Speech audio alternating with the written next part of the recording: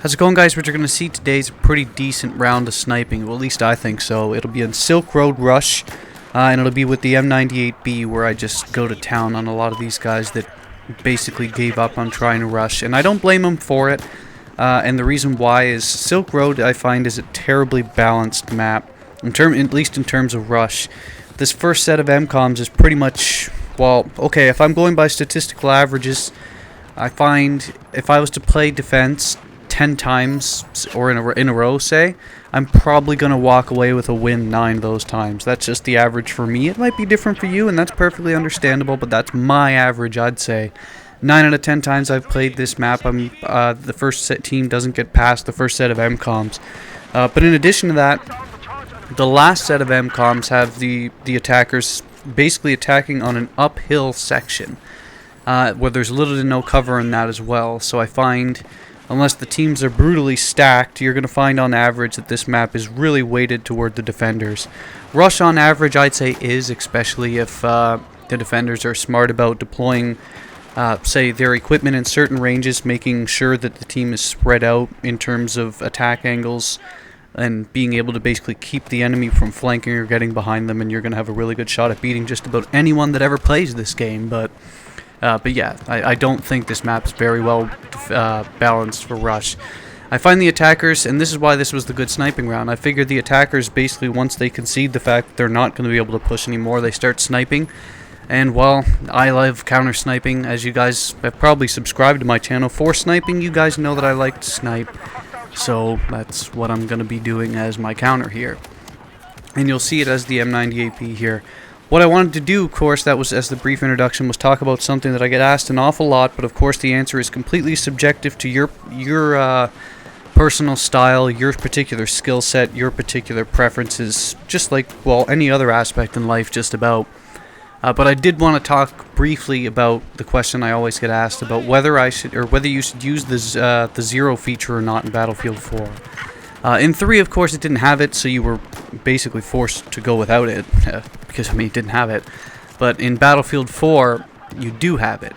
And for me, I can only go by what I want, and of course, each person's going to have their different opinion on it. But for me, depending on the gun I use, if it's the SRR-61 or the M98B, then there's a good chance that inside of 300 meters, I'm probably not going to use the zero feature, and I'll explain why. The reason being, well, the fact that I'm still used to the sniping in Battlefield 3. That's where I basically built the trade, built my channel, really, through basically the skill of sniping. So that's where my background comes from. That's what I'm most used to. That's why I don't use it. But that being said, if you aim, say, one notch below the crosshair on the M98B or the SRR-61, then there's a good chance that one notch below or just above the guy's head, in other words, if you're aiming at about 250 meters, there's a really good chance that the gravity will basically put the bullet directly into the guy's head. And you don't need to go through the process of going through, like, the zero feature to do that. Because the first zero feature, I believe, sets it at 200, which would be just aiming directly at the crosshair. But I feel you don't really need to, especially if you're under, say, 250, 300 meters in that range. Like in my case, I know they're about, what, 250 to 300, something like that.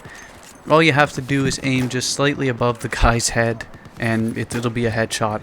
If you want that feature, if you always use the zero feature, or that's what your highest level of comfort's at, then hey, feel free to use it yourself. Never ever conform to doing something a certain way that is out of your comfort zone, or you feel someone else can do it. Use what works for you. Always use what works for you, no matter what the situation. So just because I don't use it doesn't mean you should. But that would be my opinion on it, at least with regard to the zero feature. When it comes to longer range encounters, then I would advise you to use it, especially since the mechanics for the bullet drop mechanics changed quite a bit for Battlefield 4 sniping over longer ranges, say 500 plus. Unless you really want some parabolic bullet drop, then I'd highly advise you to use the zero feature. And even using the SRR-61 at 1,000 meters plus, you're still going to get that bullet drop in an unbelievable amount. So that would basically be what I'd advise you to do, to sum up quick. Just use what works for you. If you feel you like aiming, just directly point and shoot the crosshair with the rangefinder. Go free, feel free. I don't That's my preference. But that's basically it with regard to what I had to talk about there. Of course, if you'd like to see more sniping of this sort, I will absolutely continually post more. I think I have 4 or 5 more rush defense sniping videos already basically ready to go. Just have to commentate over them. So, of course, let me know what you think here, and enjoy the rest of these next few snipes. See you guys later.